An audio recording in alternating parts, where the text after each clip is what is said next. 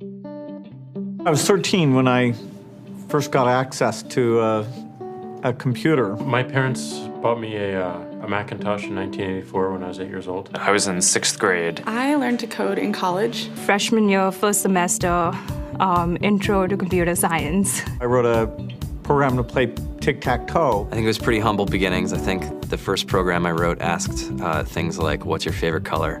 Or how old are you? I first learned how to make a green circle and a red square appear on the screen. The first time I actually had something come up and say, hello world, and I made a computer do that. It was just astonishing. Learning how to program didn't start off as wanting to learn all of computer science or trying to master this discipline or anything like that. It just started off because I wanted to do this one simple thing. I wanted to make something that was fun for myself and my sisters. And I wrote this little program and then basically just add a little bit to it. And then when I needed to learn something new, I looked it up either in a book or on the internet and then added a little bit to it. It's really not unlike kind of playing an instrument or something or playing a sport. It starts out being very intimidating, but you kind of get the hang of it over time. Coding is something that can be learned, and I know it can be intimidating. A lot of things are intimidating, but what isn't? A lot of the coding that people do is actually fairly simple. It's more about the process of breaking down problems than sort of coming up with complicated algorithms as people traditionally think about it. You don't have to be a genius to know how to code. You need to be determined. Addition, subtraction, that's about it. You should probably know your multiplication tables. You don't have to be a genius to code. Do you have to be a genius to read? Even if you want to become a race car driver or play baseball or build a house, all of these things have been turned upside down by software. What it is, computers are everywhere. You want to work in agriculture? Do you want to work in entertainment? Do you want to work in manufacturing? It's just all over.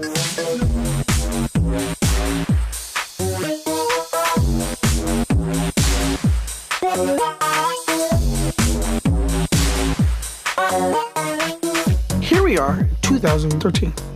We all depend on technology to communicate, to bank, information, and none of us know how to read and write code. When I was in school, I was in this after-school group called the Whiz Kids. And when people found out, they laughed at me and, all these things. And I'm like, man, I don't care. I think it's cool. And, I'm learning a lot. And some of my friends have jobs. Our policy is literally to hire as many talented engineers as we can find. The whole limit in the system is just that there just aren't enough people who are trained and have these skills today. To get the very best people, we try to make the office as awesome as possible.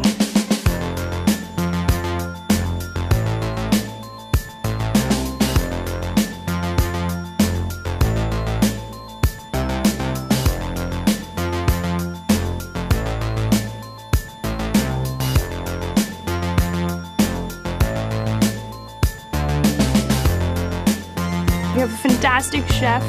Free food. Breakfast, lunch, and dinner. Free laundry. Snacks. Even places to play and video games and scooters.